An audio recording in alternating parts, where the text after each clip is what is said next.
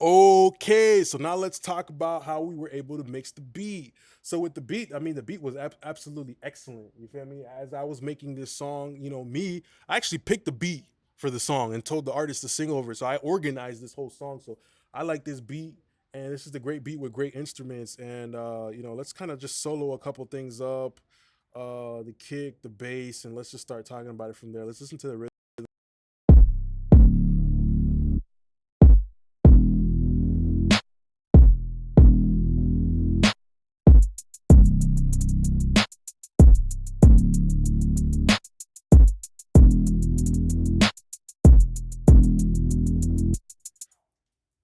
All right, so really dope. So the very first thing that I'm doing as I'm mixing this is I'm paying attention to my low end, because like how I said, priority on the low end, priority on the low end, because the sample of the low end I got to consider that. Like the low end on the sample, I just love how it sounded, so I mixed the bass in the kick while I was listening to the sample.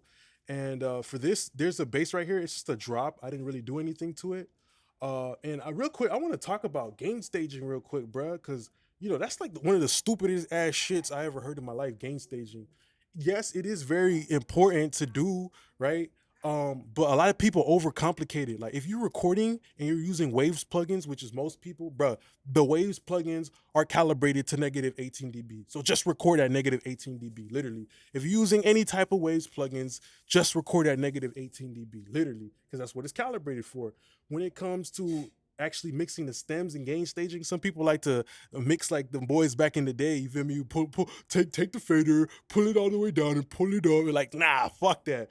Because nowadays, how people mix, they mix in FL Studio, they bounce out their wet stems, right? That's how it becomes. It comes with the wet stems, right? They you work in FL Studio, then you're like, okay, I'm done, I'm ready, export, bounce out all the stems, and it bounces it out with the processing. So the ratios of everything are already there. As long as the stems are printed the right way, the ratio of everything is already there. So rather than playing the guessing game, all you got to do is just highlight all of the beat stems and bring them down by the same amount, bruh. You feel me? And the ratio of the beat is gonna play and the beat is gonna be there, bruh. You feel me? And you've created that headroom so you don't clip into your master fader. The thing about it, right, is that when you get a beat, right, all of the parts of the beat will add up to go past zero. If you go past zero, it's gonna distort. You feel me? So what you want to do is you want to bring the volume down of the beat stems all proportionally, so you have a little bit of room before you get all the way to that digital zero, which is clipping, right? So the main thing about it is that what I do is I just bring down all the stems equally. And the first plugin I pull out on my master fader is a fab filter, and I just watch, bruh. I just watch. You feel me? I just watch until to see what it does. Sometimes it's gonna be more, sometimes it's gonna be less, depending on how you want to approach it. Some people, they bring in a 2-track beat, they download a 2-track beat and they pull it down 6 dB on from YouTube, right? Sometimes people download a 2-track beat on YouTube, they pull it down and it's 10 dB. You feel me? So where do you want to start your beat at? You feel me? Because if you hit the plug, boom, if you hit the plugins harder, that's gonna produce a different sound. So that's what I do. I pull it down and I see 10 dB, then I start to set my master fader, and I'm like, okay, do I want to push more level into the master fader with the beat and all that shit? Okay, cool, cool, cool. I'm not trying to overcomplicate it, but just pull all the stems down proportionately. That's it. And the ratio of everything is gonna automatically be there. Now I can finally show you niggas. Uh, Let me see something real quick. Can I show it to y'all like that? I could finally show y'all what the reference beat sounded like. The reference track. I'm gonna show y'all what the reference track sounded like real quick, and you're gonna hear like, you know, I didn't really plan on showing it in the beginning. I wanted to show you guys now that we know what the vocals is, and now I want to show y'all the reference.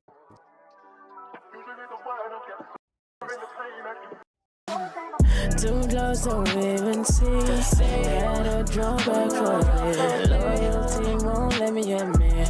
Loving you was bad for me. I let go of my selfish needs. If you got cut, I bleed. Loyalty, let me admit. Loving you was bad for me.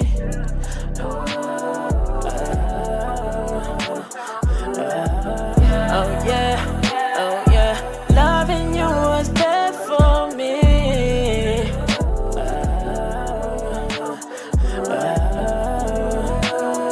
Oh, loving you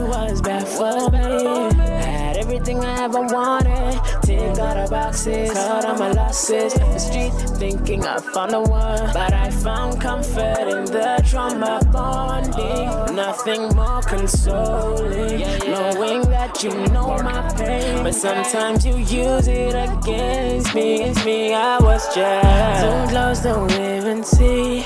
Had a drawback for a bit. So I just wanted to play the beat a little bit. I wanted to show y'all the difference between the before and after. Like you hear this, you don't hear no separation in the low end, and oftentimes that happens when you don't have no goddamn headroom. So just bring them beat stems down, bro. You feel me? Just bring them goddamn beat stems down. All right. So let's look at the beat, the rhythm section. Boom. The 808. This is the 808 drop. We did nothing to it. Boom. Now we have this bass right here, and as we're mixing the bass, we are listening to the sample. All right.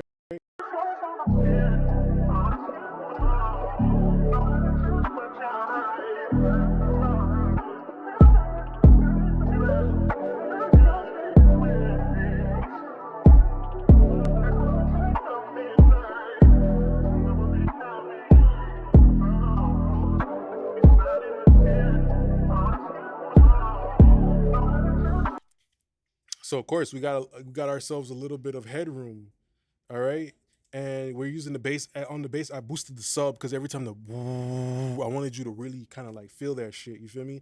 So between doing this bass boost and this little attenuation, it creates kind of like a nosedive on the pull tech. So what the pull tech does pretty much is, you have like a situation where, okay, boom, boom, low shelf, and then it does like this. So it makes space for the kick. That's why you see a lot of people always using pull techs on their bass and stuff like that. All right. And with this bass, I feel like it missed some upper harmonics. So I use the R bass, right? And the R bass, what it does is it generates upper harmonics. It makes it to where you can hear bass on like a small speaker or iPhone. It creates fake bass up top, right?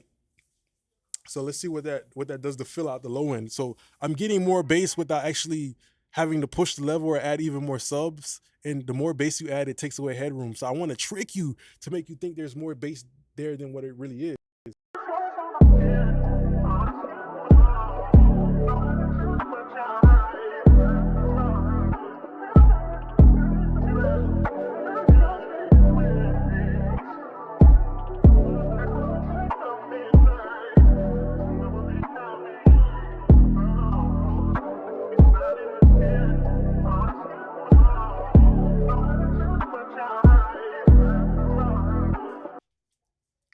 So on the original beat, if you actually like, whenever I mix the songs like these, I actually load up the original beat into metric AB, and I AB the beat as I'm mixing the beat, to make sure that it sounds the right way. You feel me? Type shit. So he already had, the real producer, he already sidechained the kick to the bass, so I didn't need to do that shit. You feel me? And what I did is I made the kick hit harder by using this neutron, and I just added more tack.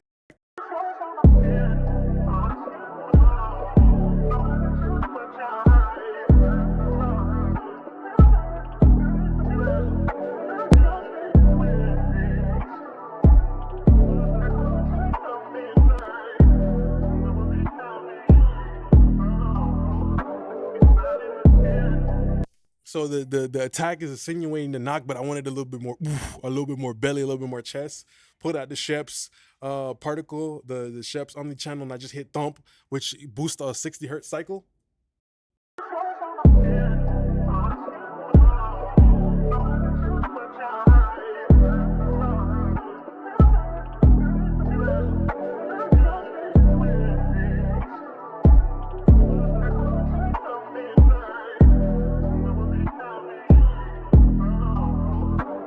So really dope. It gives the kick some like low end thud, but it also has like a saturation type of thing going on too. It's modeling a Helios, the HLS channel strip, if you guys know about that plugin, or the Helios 69 60 hertz bump. So after that, we have the snare, and I like how the snare smacked, but I wanted to smack in a different way. I wanted to smack with the low mid and not necessarily the high end. So I did a simple EQ move where I just ducked down a little bit of that high end, and I wanted to warm the snare up pretty much.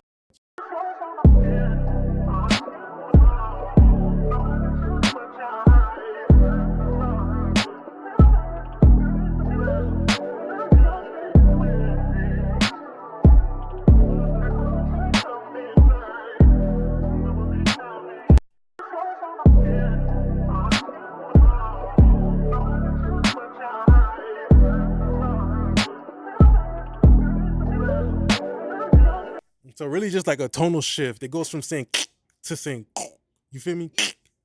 You feel me? Just like changing the language of the snare. I want the snare to talk a little bit different. I want the snare to talk a little bit more seductively rather than I want it to go, you feel me, type shit. So that's why I reduced the high mid and I boosted up the low mids. You feel me? And that's why I'm hearing everything all together. I do not solo it up. I hear everything, the beat and everything, the vocals all together while I'm doing this shit. And then I pushed it a little bit of lo-fi distortion, like I said, that broadband Spectre move I showed y'all. So I'm just doing it with this plugin. It's just easy.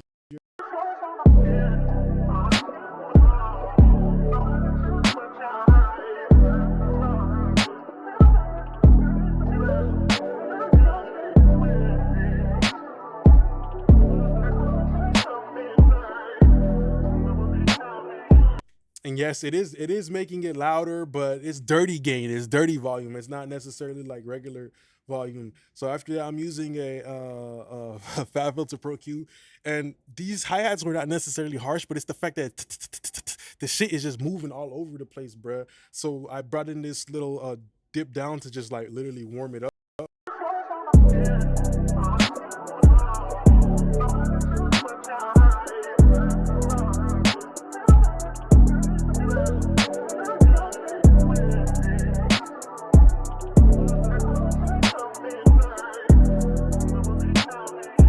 So that's all it's doing is just warming it up. And because I'm dampening that transient with a little bit of EQ, it's kind of like pushing the hi-hats back a little bit. You're losing that high mid, which tells you like how forward and how back something is. So yeah, specifically right there, you hear how those hi-hats, they just become warmer. You feel me? And I had to make them warmer because the hi-hats are panning all over the place because the drum pattern is very basic on this song, which is dope, but the hi-hats, to give some movement, the hi-hats, it's moving all over the place, and that brittle harshness is kind of fucking annoying.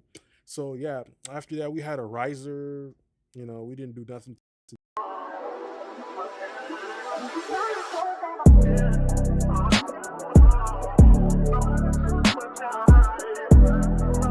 Really simple beat, really simple beat, really simple beat. And it's good to have a simple beat when you got a song like this where the complexity is actually coming from the ad libs and the vocal stacks and the reverb throw and the distorted double. Like that's what we want to show you is complicated. We don't want the beat to be complicated and the effects and everything to be complicated because it's going to be too much. And that's the thing about R&B. It's about the idea, the feeling, the experience. What did the person go through? The beat is the canvas, and it's a blank canvas that's providing the artist with an opportunity to take a paintbrush and kind of really draw out this experience that they're going through, and maybe have some crazy little type of pictures and little Easter eggs in the portrait that we're drawing, which is the song. So after that, we have the what we did to the sample. We used the Shadow Hills mastering bus compressor, and I only used it for the transformer because I wanted to bring out more of the weight in this really dope vintage sample.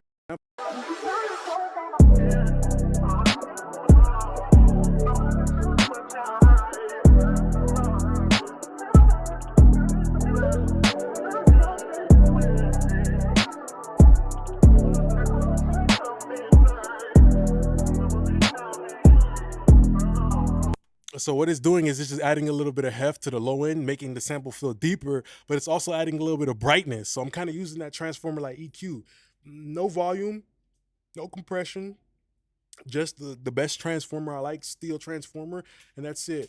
And like how I said, I'm so obsessed with the low end of the sample, right? I use the Waves MV2 to bring up that low level detail in the sample so we could hear the ribbling. And this is important once the vocal and the rest of the effects are starting to come in to the song and shit like that, bruh.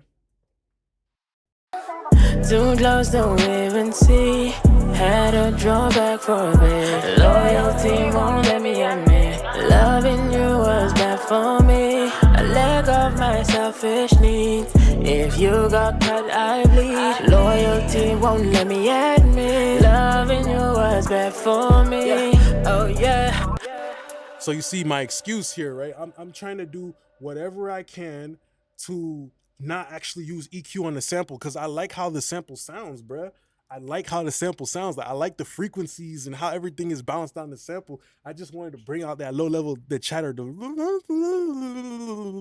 you feel me? I wanted to bring that out, so I used the Waves MV2 to take the low level. I feel like a groundhog that's burrowing into the ground. I'm going into the dirt to pick up all that low level detail and bring it upwards to the surface, right? Type shit like that. So pay attention one more time. Without the MV2, the sample feels lost in the music. Too close, don't even see. Had a drawback for a bit. Loyalty won't let me admit. Loving you was bad for me. I let go of my selfish needs. If you got cut, I bleed. Loyalty won't let me admit. Loving you was bad for me. Oh yeah, oh yeah, oh yeah, oh yeah, oh yeah, oh yeah. Loving you was bad for me. And sometimes, you take a visual approach too. You pay attention to how, the sample is not completely even the whole way. You see, it kind of goes. There's like a little bit of a swing. You look at the sample, like it's not all even. So that's why I use that to make it a little bit more leveled and everything like that. So the low level detail doesn't get lost. Beautiful thing about this sample though is that we use the track spacer, and that track spacer is being triggered from the lead vocal, right? The lead vocal Vox trigger, where is that? All the way to the actual music.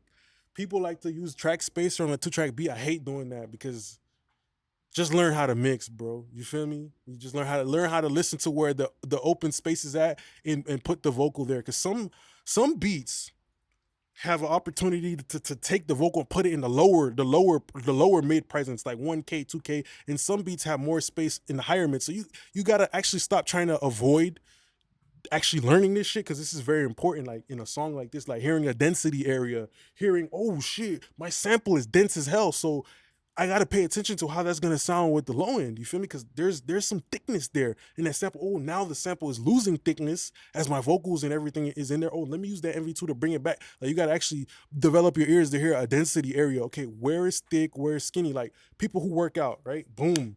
Sometimes people work out because they want their legs to be thicker. Sometimes people work out to make their arms thicker. So it's like, where is the thickness going? Is it going up top? Is it going down below? Is it going in the higher mid, the mid range, or the low end? Make your ears hear a density area. So I don't like to use track spacer on a 2-track beat. Like you're not gonna get better at making music doing that. I prefer to use it like this. On the music. You feel me? So my music is still loud. My melody bus is still loud. But the track spacer is gonna let that vocal cut through, man. Goddamn. Too close, don't even see.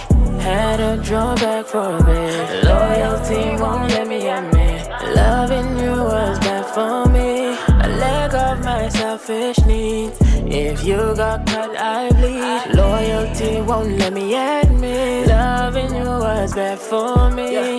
Oh yeah, oh yeah, oh yeah. Oh yeah, oh yeah, oh yeah. Loving you was bad for me. Oh yeah, oh yeah, oh yeah, oh yeah, oh yeah. Loving you was bad for me. Had everything I ever wanted. Ticked out of boxes, cut on my losses. Left the street thinking I found the one, but I found comfort in the trauma bonding. Nothing more consoling, knowing that you know my pain, but sometimes you use it against me. I was Specifically in this area right here where there's no background vocals and stuff like that. There's no background vocals and stuff like that. That's when you really start to hear like how the lead vocal by itself don't really cut. It don't really cut through. You feel me? It's getting too overpowered. It's getting bullied like a little brother, a little sister is getting bullied. You feel me? So that's why we put in that track spacer. After that, we just use like a 1 dB low shelf. The difference between a high pass filter and a low shelf. High pass filter is when you want to completely chop off your hair. A low pass filter is when you just want to take a little bit off the top or the sides. You feel me? A low shelf, low shelf, right? The low shelf is just dimming down the low end of the sample on the sub, because we don't really need the sub. We just need that mid range and that 300, that 400, all that stuff. But the super sub, it started taking away from the kick. So listen, as I bypass this, listen to what happens to the kick. oh yeah, loving you was bad for me. ever wanted. Ticked out of boxes, cut on my losses. Left the street thinking I found the one, but I found comfort in the trauma bonding. Nothing more consoling, knowing that you know my pain, but sometimes you use it against me. I was just too close to even see. Had to draw back for a bit. Loyalty won't let me. So that's a great trick of, when you EQ something, don't pay attention to the neighbor, pay attention to the neighborhood. You feel me? Type shit. You know. Some people would go there probably try to make the kick louder, parallel compressing. It didn't really need that. It just needs me to take 1 dB off that subsonic so I can hear that full 60 hertz cycle extend the whole way as it's dropping down type shit. All right, then we used a imager widener.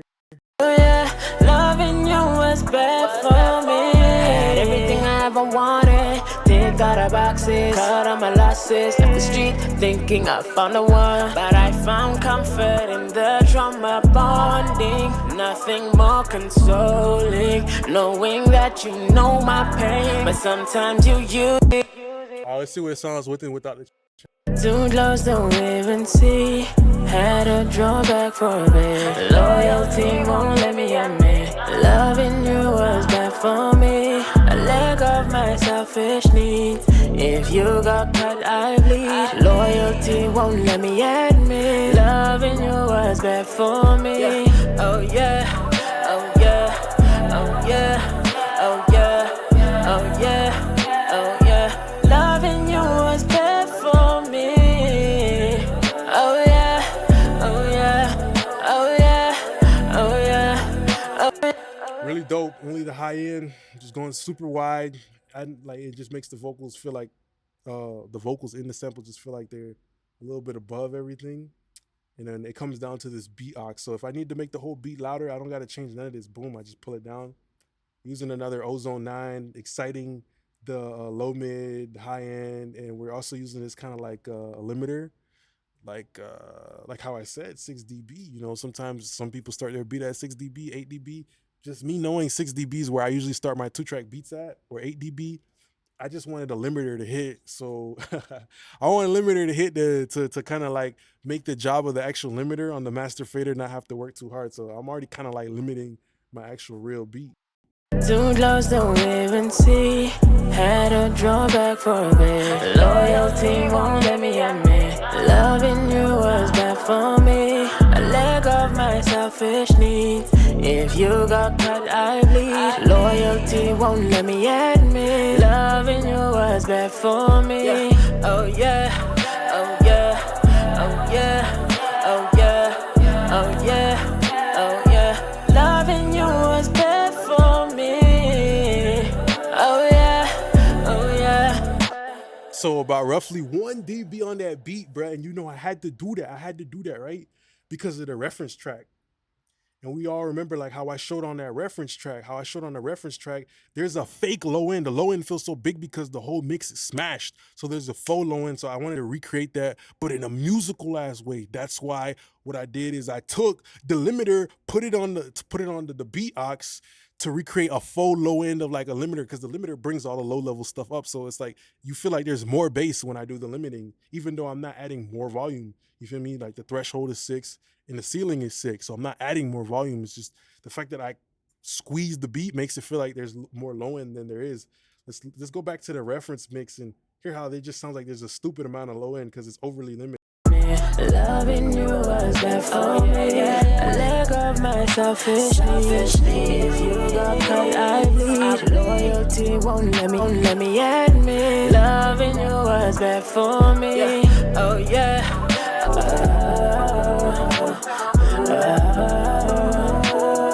Oh, loving you was bad for me.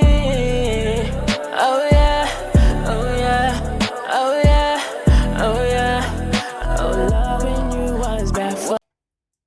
I actually have a subwoofer in my crib. I actually literally have a real subwoofer, the Neumann 750 subwoofer, so I can hear the low end. I can hear like, and you don't really need that much sub. Like you don't need that much sub to still make it feel full. That's why I like the R bass type shit. All right, so if I didn't have a sub, I would use a good pair of headphones that can help me hear the sub. I would recommend the Neumann NDH 30s, and I have those right here. So I hope you guys have enjoyed this course. We're going to get to the very last episode of this course. This is crazy. I hope that y'all learned a lot. But I wanted to provide y'all value and show y'all everything that y'all need to know to get better at making music.